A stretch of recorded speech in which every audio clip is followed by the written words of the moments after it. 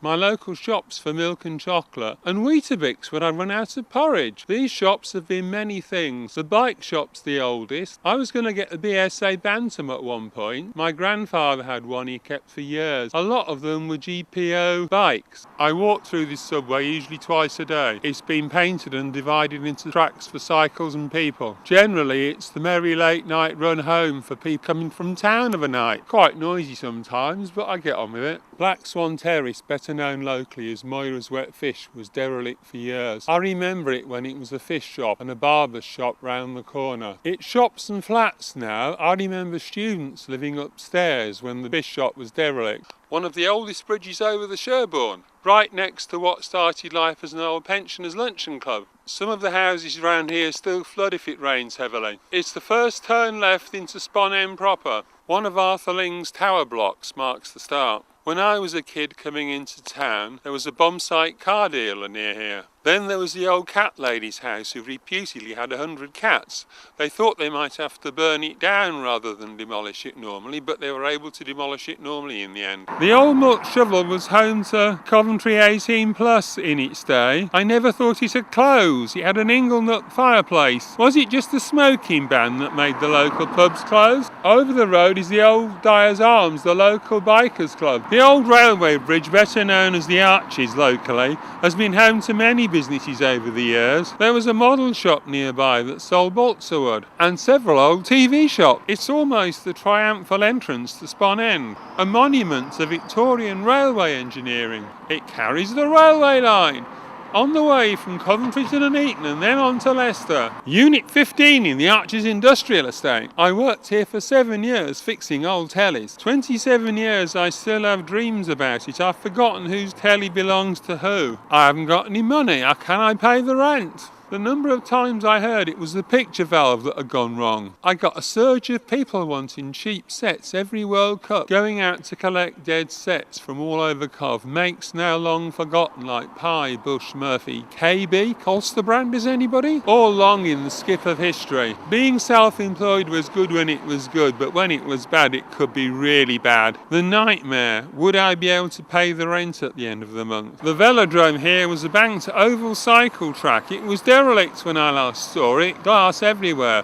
It's a rugby club now, that's probably the best thing for it. The Specials played here in the early 80s. Many memories of being a student here, day release and A-levels on night school. There was a group of us here trying to get into university, thinking of the dreaming spires or more likely concrete poly. University though seemed a long way off. The maths class took place in what was the dressmaking school by day. First day at poly was really weird after that, and yes, the tuition fees were paid for us, and we had grants you could live off. I came out of the final year broke but not in debt. This is the Holyhead Road.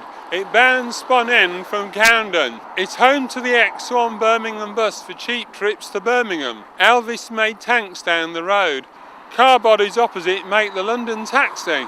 Morrison's on the site of part of the old Elvis make good dinners. It's a good place for bulk shopping too. Many old roads and houses disappeared under the ring road. Trafalgar Road became Trafalgar House. Only one street of old houses remains now, that's Starley Road. There were rows of old slum houses. They disappeared in the 1960s, making way for concrete homes. I once interviewed someone who helped design the ring road. Computers, car parks and all. Some people call the ring road a concrete collar around the city centre. But it seems to make a good racetrack once a year. This is medieval Spon Street. It's full of buildings from other parts of the city. But they built clocks and watches here at long gone Rotherham's. St John's Church at the end of the road was a prison in Cromwell's time. And the prisoners sang, here we go round the mulberry bush, the mulberry bush, the mulberry bush. Here we go round the mulberry bush on a cold and frosty morning. It's in IKEA's car park now.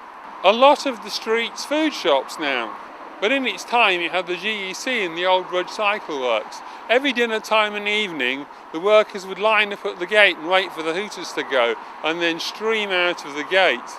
It wasn't remarkable at the time, but it would look very strange now. This is the old windmill, still the best pub in Cov. 47 years I've been coming here, with low ceilings and wicked pork pies. It's been extended a lot over the years. The bar was just big enough for 2 people to get in and serve. The first place I had an underage pint. And then a wobbly cycle ride home. If I remember, it was only 25 pence for a pint. I was only 16.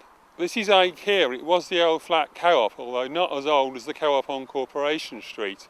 It sells everything from kitchen sinks to meatballs. St John's Church sells tea and cake every Saturday morning. It's an old church built by a lady. Holyhead Studios is on the chopped off end of the Holyhead Road.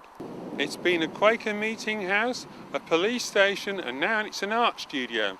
Its much visited cellar held Yamka Youth Art and Media Centre. It floods now. You can paint, you can sculpt, you can take part in community activities.